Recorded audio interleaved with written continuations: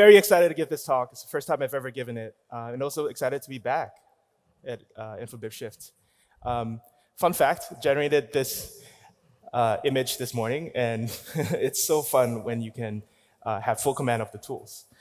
So if this is the first time you've ever heard one of my talks, don't worry. I go very, very fast, about 2 slides a minute. Everything will be on my website, so just go to swix.io after this talk. Okay, so I assume that we're in a generalist audience, but you've all heard about AI, and that's roughly the level that I'm thinking about. But I've been thinking very, very deeply about this over the past little while. The talk is divided into 3 parts. First, we're going to talk about the data. The world is going a little bit crazy. I've been watching AI developments for a little bit. So here are 2 representative charts that I always like to bring to illustrate the progress that we've been making in AI. Over at the top, you can see, top left, you can see the progress in image generation going from a fuzzy face all the way down to being able to place specific types of dogs in specific locations in the image. And on the right, the progress in benchmarks that we can solve handwriting recognition, which was MNIST back in the day, and speech recognition, image recognition, reading comprehension, language understanding. Progressively better and better and better until we basically exceeded human capabilities.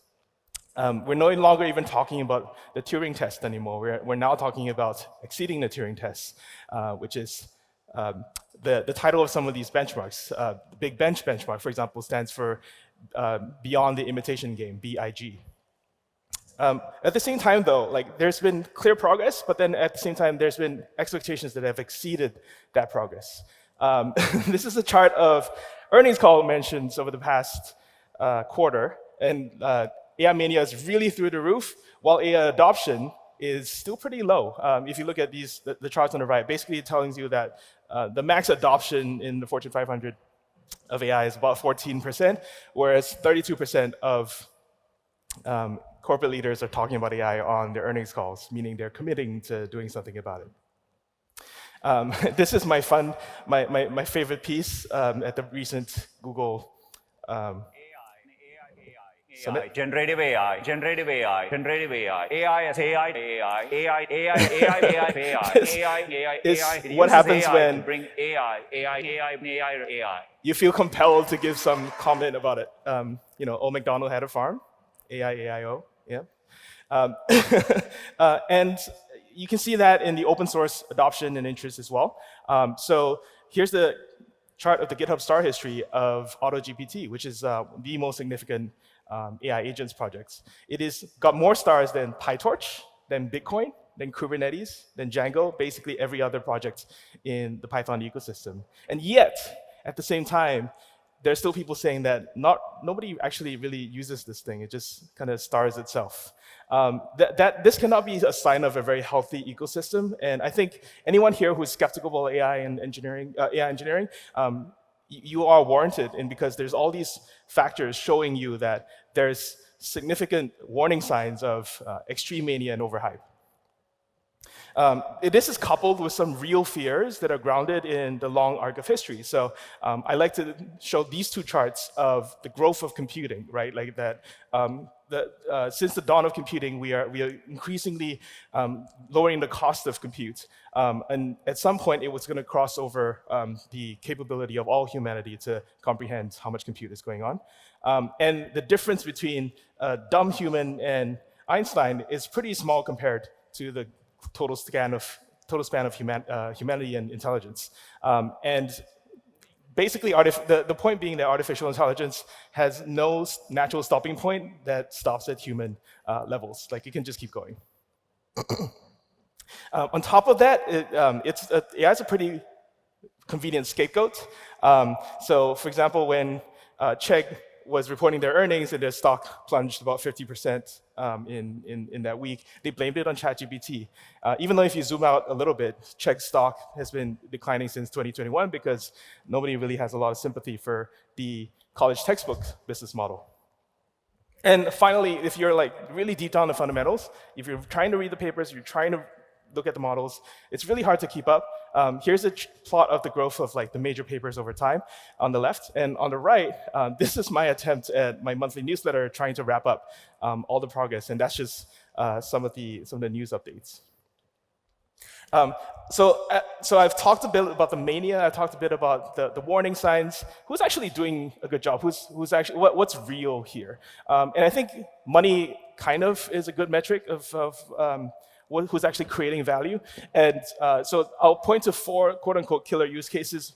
And my definition of that is roughly has some potential to make around about $100 million a year. That's a real business. I mean, I don't know about you. I did comment this on Hacker News, and obviously some Hacker News commenters said, that's like only a few seconds worth of Google revenue, and that's nothing. So you can never win with Hacker News. But generative text, Jasper went from 0 to 80 million in revenue in about 18 months. That was pretty good. Generative images, Midjourney is famous for a very, very small team earning 9 figures in revenue, completely bootstrapped. Coding assistants, obviously we all know about GitHub Copilot. Just a little show of hands, who's actively using Copilot right now? About 30% of the room, 20, 30%? That's interesting, they're very good, very good. I wonder how many of you are not allowed, or I wonder how many of you actually don't see the value in it. And then finally, chatbots. OpenAI's numbers recently got leaked, and it went from $20 million in sales last year to $1 billion this year, which is a huge, huge, huge jump. Probably the biggest jump in all history. And it's not just big companies as well. Like the individual developers are also doing well. So there's Peter Levels making $1 million in 10 months with AI, and also Danny Postma selling his copywriting SaaS, kind of like a Jasper competitor. So there's all these data points that are just out there. If you're living in the world, if you're thinking about AI, you're like vaguely interested in it, you've been hearing all these data points, and there's no rough framework to organize them. And I think this is where my strongest thesis comes to help you organize them and put this all together. And it's really about the people that are coming to professionalize in this field, right? There's all these disparate data points.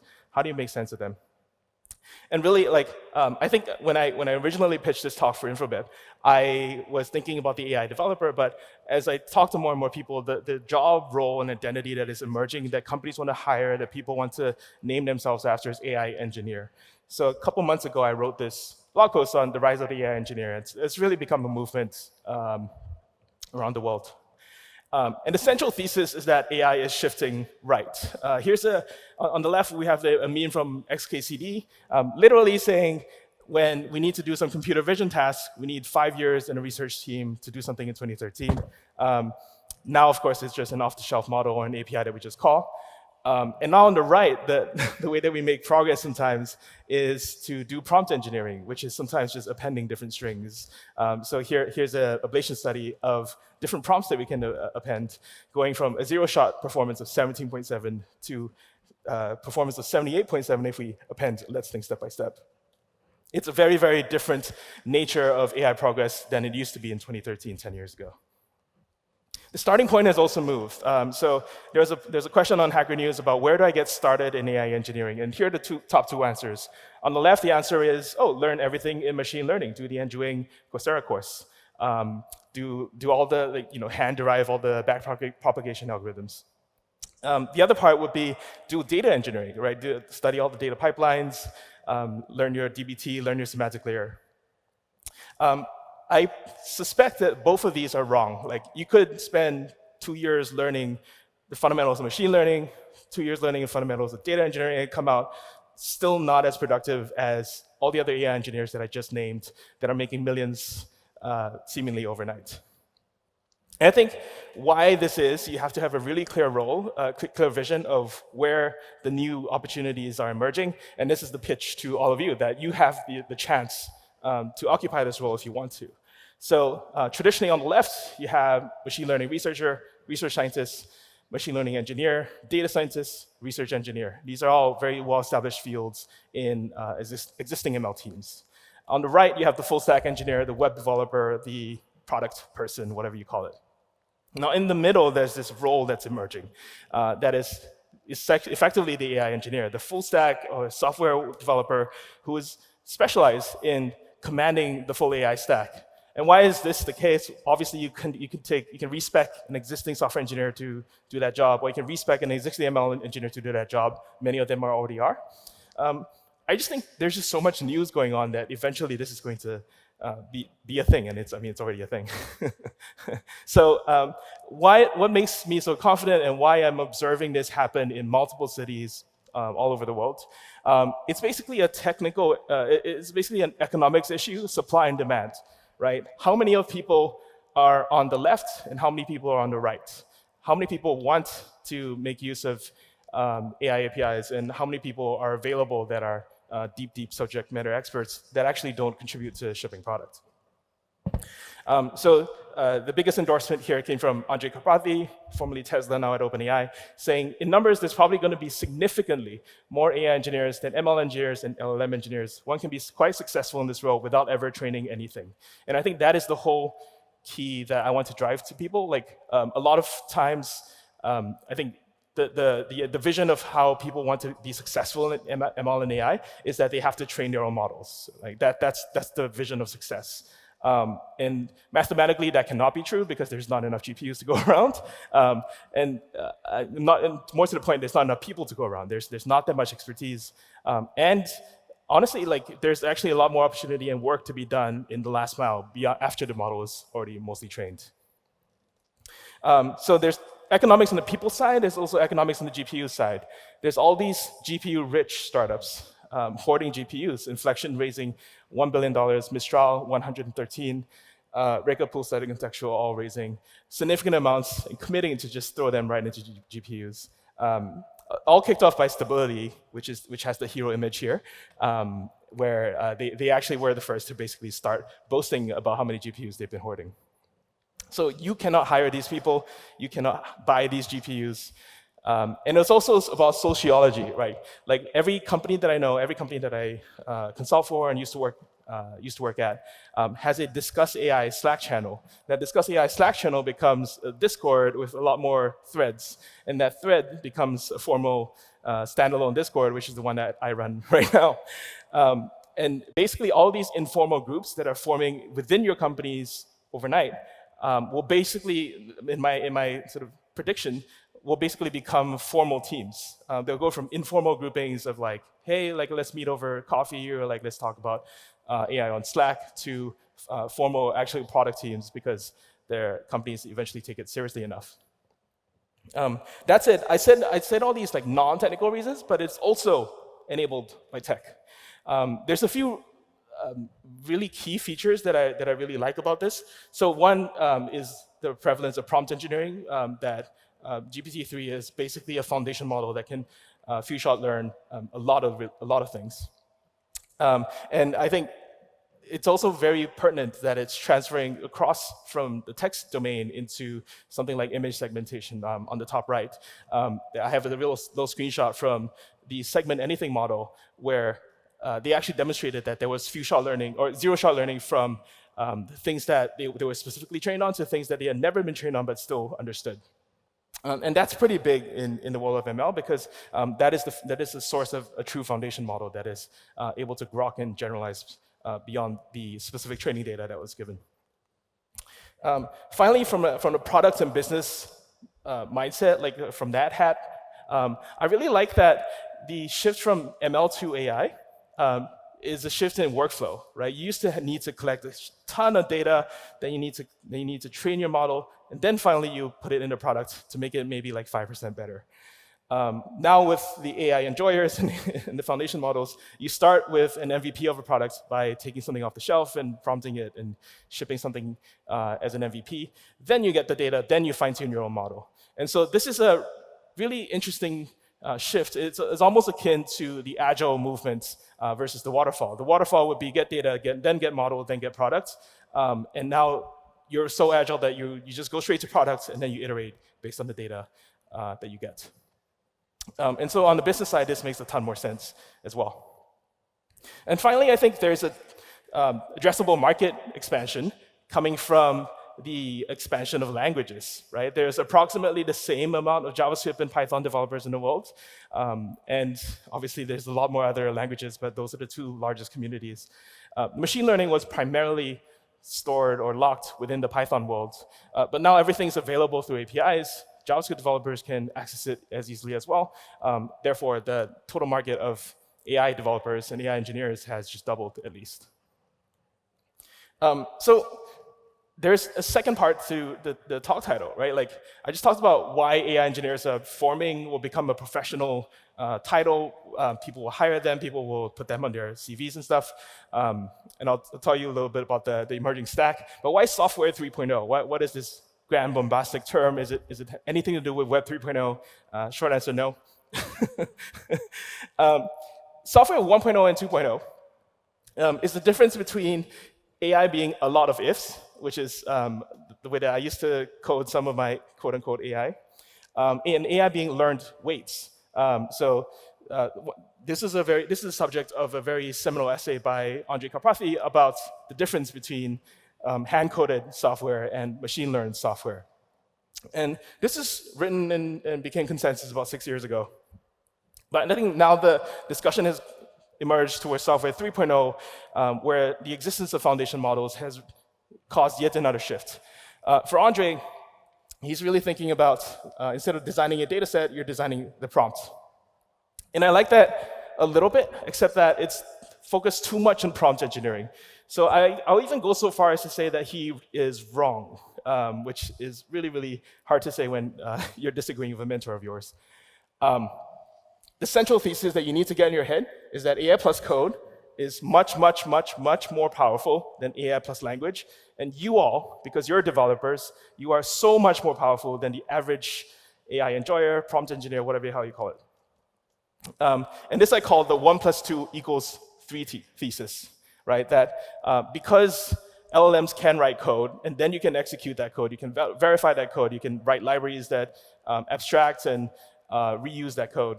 You, as developers using AI and becoming AI engineers, will be so much more powerful than the typical person just prompting a chatbot. A brief history of code in LLMs. It started roughly about 1 year ago with Riley Goodside showing that you can get GPT-3 to write Python, execute the Python, and then feed the result back. Therefore, you're giving GPT-3 a calculator. So now I can do math, where previously it was not precise. Fast forward 9 months since then, we got the general availability of code interpreter, now named Advanced Data Analysis, inside of ChatGPT. And we're drawing all these beautiful charts just by describing what we want, uploading a CSV file, uploading an Excel file. If you have not tried this, pay the $20 to OpenAI and just try it. It is amazing.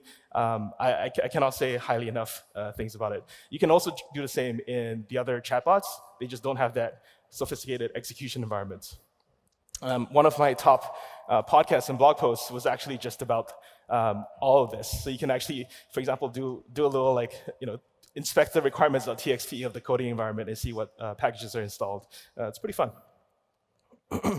And I do think that this is a hint towards the future as well, right? Like in the same way that GPT-3 was augmented by RLHF, and then GPT-3 was augmented by plugins, that failed. GPT 3.5 was augmented by functions. That kind of was a success. Then we got GPT-4 that got a mixture of experts, which is something I was discussed in my George Hotz episode. And finally, GPT-4 plus code interpreter gives a code sandbox that can let it execute code and write code and sort of debug its own code. Once you've seen that magic, I don't have the space to really demo it. Once you've seen that magic, you can see the beginnings of what is probably going to be the GPT-5 paradigm, which is not just taking the same amount of time to inference through all the weights of the model, but also just executing it and seeing the results and then acting on that. The beginnings of agency, the beginnings of autonomy, which is why I call GPT plus code interpreter GPT 4.5, because it is probably the model for what GPT-5 is going to look like.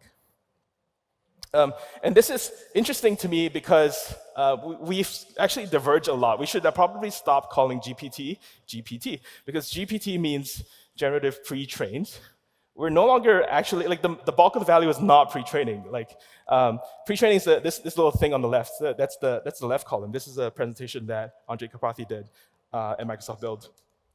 Once you're done pre-training, you still have fine-tuning, you still have reward modeling, you still have reinforcement learning. And the latest Llama 2 model from Meta was actually estimated to have roughly about 10 times the cost spent on the other stuff than the pre-training. And that is absurd. Like that means the store value or the hard parts have actually shifted away from pre-training into all these more advanced layers on top of it. And ultimately, I think my pitch for you as AI engineers, as people who can build software, is to stop relying on the LLM in the core of your application, because you're always going to be limited by the LLM capabilities. You are software engineers, you know how to scale software systems, you know how to compose software systems, you know how to lock it down and secure it. So break them up. These are the little components that I've been pitching in some of my other talks. But just I think the high level takeaway is to mind the fact that if you put the LLM at the core of your application, you will be limited by the LLM capabilities, and we're still not there yet. We have to augment them a lot with code capabilities. So that's the software 1 + 2 = 3 thesis. All right, I know you all wanted to hear about the landscape, so I just want to present the central problems of the AI engineer. These are the sort of solid themes that I've mapped out. You know, it's not very pretty because I don't have artistic talents, but AI UX, tooling, productivity, so like Copilot and stuff like that, OSS hosting infrastructure, fine-tuning and evals, and finally, AI agents. So I'll go really quickly. Coming from the data world, I used to be part of Airbyte. That's what my job description is on the website, but I'm now independent. This is overwhelming. This is not actually very helpful to figure out the modern data stack. And I recently read a blog post from Ben Stansel, who actually simplified all this down to like, all right, what really makes money? What really is the strong determinant of the value here? And of course, it's the obvious one, which is in the data stack, you want to store data in warehouses. You want to pipe it to some business intelligence solution. And then there's some layer for the other stuff: observability, lineage, cataloging, governance, all that stuff. No surprise, the warehouses get the vast majority of the valuation. Snowflake is worth 56 billion now. Databricks now worth 43 billion. And the others are worth slightly less. So what is the equivalent for the AI engineer stack, or the software 3.0 stack? This is the first time I'm ever showing what I think about that. Again, a lot of the VCs have really complicated this thing, and I'm not sure all of these are investable categories, and obviously that's for time to really prove out. But here's where I have the equivalent of the data stack. In other words, this is my advice to you of what to pay attention to, because these will probably be worth real value. Know the tools in this space. I'm going to give you a dump of these tools. Don't worry, you can go to my website later to see all of them. And the point being that if they don't fit within this model, you have to really think about, do they justify their place in the stack for you? Like, what are they actually doing that is not accomplished in the jobs to be done that are spec'd out here? So the first thing is on the left. Where do you host your models? Either you have closed source models or you have open source models, right? Pretty straightforward. Here's the list. As comprehensively as I've done it, we've just released the first State of AI Engineering survey that's done collaboratively with a number of VC firms that I'm close to. And this is more or less the landscape. If you want to choose your models, choose where to host your open source models. This is roughly the framework, all of which have really interesting differences, right? So when you want to do your research, this is something I did for myself. You want to basically think about the features that you want. I just kind of did some qualitative checking and crossing there. But whatever use case is, you want to evaluate based on some kind of objective metric. If you don't have an objective metric, the LLM Arena from Stanford is probably the best metric to use, because they just use ELO ratings. They just pair up one model versus the other. It's a blind test. You pick one, and whoever wins over time gets higher ranks. Okay, the next part of the software 3.0 stack, the RAG part. This is the vector DBs and the frameworks and the orchestration frameworks. So you got the Pinecone, you got $235 million worth of investment money going into vector databases this year. People just kind of monkey see, monkey do, and warehouses want the sort of data stack. Therefore, vector DBs will win the AI stack. But what's more interesting and up for debate is the frameworks and libraries. Right? LangChain's now worth $250 million. Llama Index and the rest are all in that ballpark. Sorry, in that playpen. LangChain is not in that. LangChain is a different ballpark.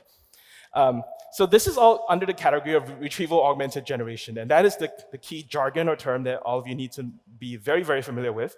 Basically, understanding that there's a difference, or there's a middle point between being pure search or pure retrieval, which is Google or Bing or any other search engine that you want, or pure memory, which is just querying the weights of the LLM for what it has already memorized. That in-between section is the hard problem of retrieval augmented generation.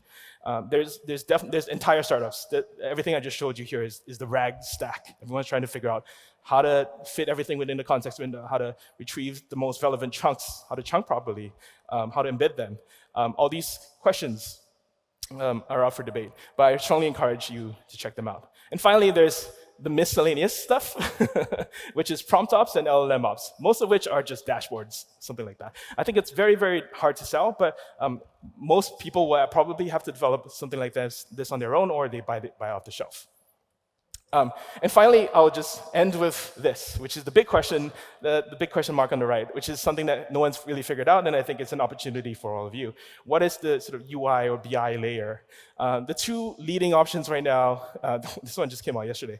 Vercel V0 is, I would say, sort of outward-facing UI generated for people, and Retool is more for internal tooling. But again, all of them sort of are sort of the visual layer on top of any of these stacks that you might care to imagine. And the last bit is AI agents. I don't really have time to talk about them, but just think about autonomy and how much autonomy you want to give your agents. I have a full piece on the Latent Space blog about how you compose together all these pieces that I just talked to you about to create your own autonomous agents. So where do I recommend you get started? I'm actually working on a Latent Space University course. It's like a 7-day course. It's like a sampler of here are all the major modalities. Here's where to get started. I recommend you can make your own course. Here's what I recommend you get started for you to be a competent AI engineer. Or you can just sign up for the email course, whatever. And that's it. I've been Swix. I'm running an AI Engineer Conf. It's free online if you subscribe, as well as Latent Space. Thank you very much.